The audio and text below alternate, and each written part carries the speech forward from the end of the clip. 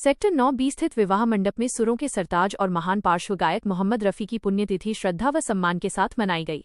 Music associate के तत्वावधान में आयोजित इस कार्यक्रम की शुरुआत रफ़ी साहब की तस्वीर पर दीप प्रज्वलित कर और पुष्प अर्पित करके की गई।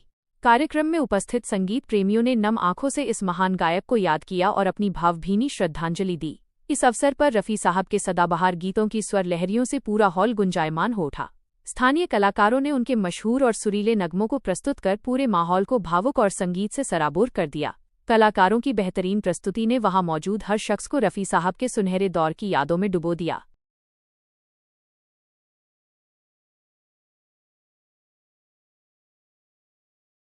सेक्टर 9 के एक विवाह मंडप में मोहम्मद रफ़ी साहब की 47वीं पुण्यतिथि मनाने के लिए एकत्रित हुए हैं और इसमें मेरे शहर के सहयोगी कलाकार मेरा साथ दे रहे हैं। इस कार्यक्रम के लिए लगभग 1 महीने से हमने रियाज़ किया और रियाज़ करके इस कार्यक्रम को अच्छा से अच्छा प्रस्तुत करने के लिए हम मंच पर जाएं, ये कोशिश की है हमने।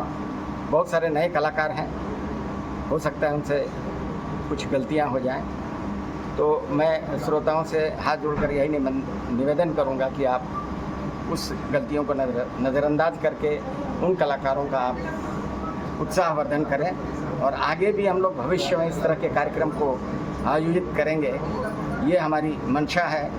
क्योंकि धीरे धीरे मैं देख रहा हूँ कि संगीत का जो एक लाइव शो जो होता था वो अब धीरे धीरे वो ट्रेंड समाप्त होता जा रहा है और लोगों के अंदर में वो रुचि अब नहीं रही। हम लोग उस दौर को फिर दोबारा लाने के लिए प्रयास कर रहे हैं। दी म्यूज़िक एकेडमी नए कलाकारों को सिखाने के लिए भी तैयार है। हमारे पास अच्छे गुरुजन हैं, बाहर से आए हुए बहुत सारे ऐसे फैकल्टी हैं जो इन बच्चों को सिखाएंगे और बहुत जल्द हम लोग सेक्टर 4 में भी इसका उद्घाटन करने जा रहे हैं। अभी जैसे कहा जाता है कि न्यू संगीत का जो संगीतकार है वो लोग जो पहले के संगीत के माफिक अभी कुछ बोल नहीं दे पा रहे हैं, तो इस पर क्या बोलेंगे आप? इस पर मैं यही बोलूँगा कि आज का जो युग आया है और जो बच्चों के अंदर में ट्रेंड फास्ट फूड खाने का है, तो उसी तरह ये चाहते हैं कि हम 1-2 दिन के अंदर कलाकार हो जाएं और ख्याति प्राप्त कर लें और पैसा कमा लें। ऐसा नहीं होता है। संगीत रियाज का चीज़ है। संगीत के प्रति आपको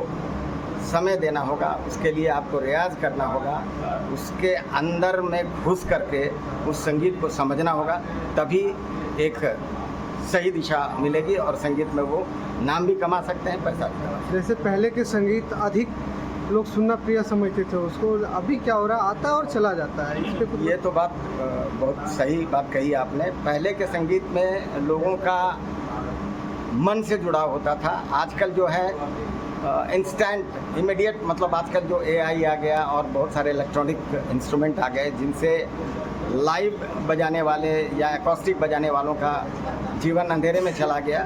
तो मैं चाहूँगा पुराना जो संगीत था वो ज़्यादा अच्छा था, वो हृदय को छूता था। आज का संगीत सिर्फ कान को सुनने में अच्छा लगता है, लेकिन उससे कोई मानसिक या दिली तसल्ली नहीं मिलती।